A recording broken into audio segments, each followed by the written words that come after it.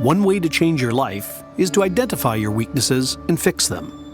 But recently, some researchers have suggested that rather than worrying about our weaknesses, we should instead learn to capitalize on our strengths. And they're developing programs to accomplish this. Programs that are inspired by self-help, but that are grounded in science. The question is, what self-help actually works, and what self-help is false and doesn't work? Psychologist Martin Seligman is a professor at the University of Pennsylvania and one of the leaders of a new movement he calls positive psychology. I realized that psychology had been all about whining and suffering and anxiety, depression, victim suicide, drug addiction, and I had spent 35 years working on those things, but that was half-baked. We're pretty good at misery, but what we weren't good at was what made life worth living. What distinguishes positive psychology from any other kind of self-help? According to Seligman, it isn't the message, but the method. We do random assignment, placebo-controlled studies to ask, does that make people happier 6 months later and less depressed? So this is an empirically based endeavor and a scientifically based endeavor. Positive psychology has gotten a lot of attention, and its programs are now being implemented all over the world, in businesses, in hospitals, and even in the military. At West Point, the U.S. Army is hoping that positive psychology training will enhance leadership skills and make officers more resilient in the face of battle. The graduates from West Point know that they're going out and they're going to lead men and women in combat. And in 10 to 12 months, they'll report to their first unit. And depending on the combat deployment cycle, they may be reporting straight into Iraq or Afghanistan, and they'll be responsible for the lives of 45 men and women. If you were the commander of the Lost Battalion in combat, in dire situation, what character strengths did you rely on that were important for leadership in combat? Everyone always thinks of physical leadership, but in this situation, it's that mental leadership that you were talking about. I think of the optimism and the hope that he is providing for them. You know what you're good at, you can be mindful of those skills and then use them when you need them, and I think that's what this course is all about. Psychologist Chris Peterson, a colleague of Seligman's, has helped create this new program for West Point. What we have found in our research over the past decade is that you can't cultivate the whole of character, but you can certainly cultivate its components. Right, and you're 100% correct, and I think the cadets really like positive psychology because instead of focusing on weaknesses, what it is it's a focus on your strengths, and certain strengths may be at different levels, but what we're doing is saying, hey, let's take that strength and let's build on it. Peterson's programs revolve around the idea that if you want to develop your character, you have to identify your strengths and use them over and over again. Most of the interventions that have been created to date are based on a very simple premise that you are what you do. And if you do more of these things, then you will be more of whatever they represent. So how frequently are you kind? How often are you a leader? You start to keep track of that, and then you start to try to increase it, and you're measuring it all along so you can see your progress. West Point is now testing the effectiveness of Peterson's programs, and the outcome is uncertain. Nonetheless, the Army is creating a positive psychology training course that will be required for all its soldiers. And positive psychology is also being used by civilians, like Bill O'Connor. Yeah, it hasn't been a good couple weeks. Bill still faces a bad economy, with no jobs and no prospects.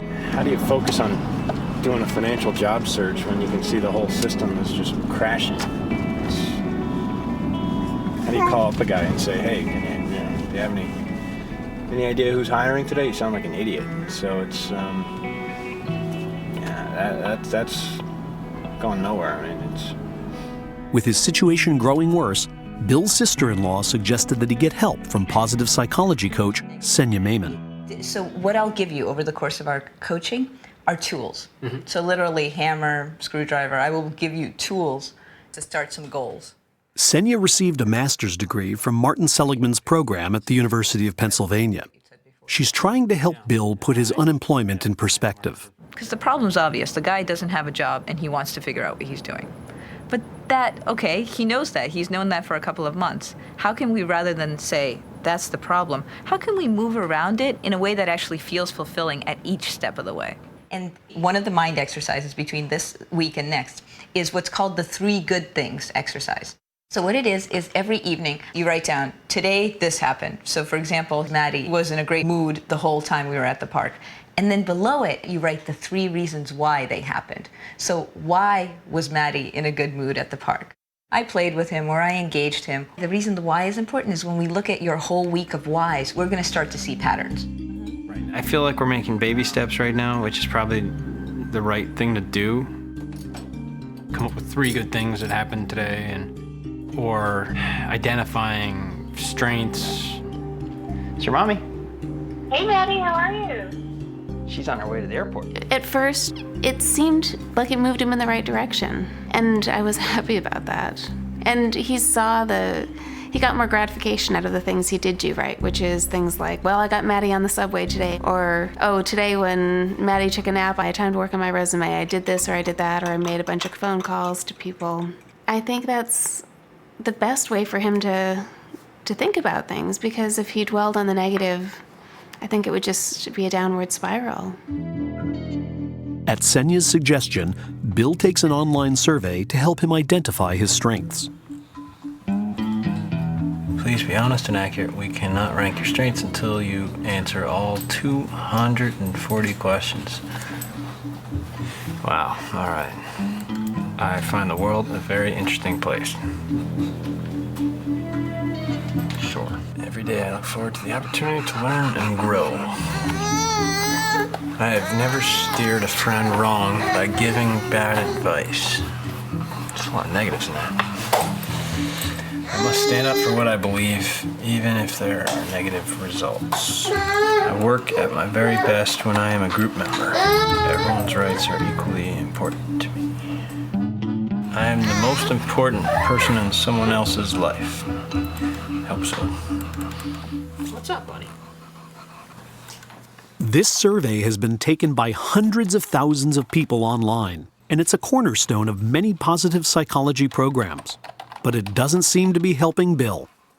Yeah, it's hard to apply that all the time to come up with tasks that are going to take advantage of your strengths. If your strength is, humor showed up as one of my strengths, I'm not going to, I don't know, what am I going to do? Just go out there and stand in a corner and tell jokes or something until people laugh? I mean, it's like, yeah, I don't know. Okay, your industry's broken. What are you going to do? You know your skills, which you know how to do sales, you know how to do high yield, you know derivatives, you know a lot of different things. So you have your skills, and then you have your strengths, which are a little broader than skills. So I am pulling out your VIA Signature Strength Survey.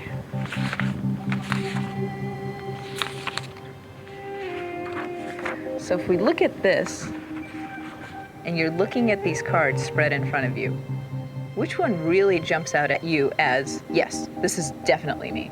I don't know. Ranking them is tough. Good. I'd like to have you. Positive psychology techniques and strategies are particularly helpful for people in difficult circumstances. I have friends who have lost jobs, and they say, "What does positive psychology tell me to do?" And I go, "Well, this positive psychologist is telling you to apply for new jobs and go to the interview and be cheerful and be engaging, be the sort of person they want to have around." Hi, Justin. My name's Bill O'Connor. I wanted to get a little information on a posting I saw you guys had for the UAE investment analyst.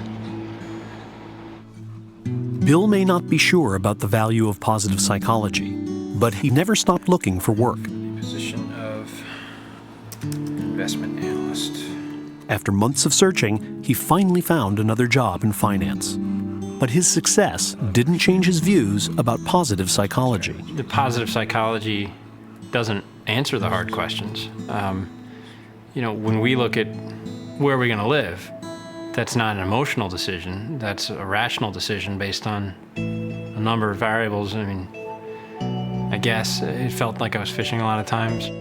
Nevertheless, Stephanie noticed some real changes in her husband.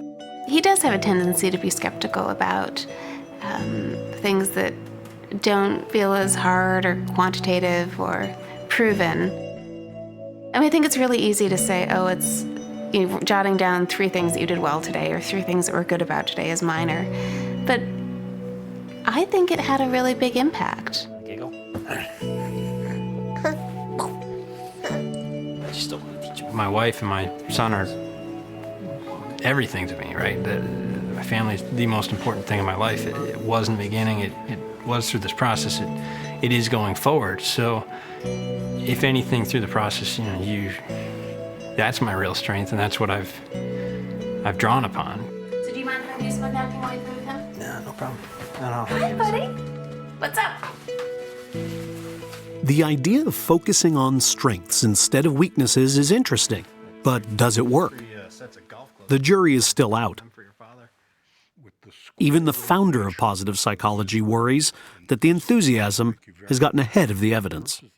I think the press and the publicity that positive psychology has had has greatly outstripped the science.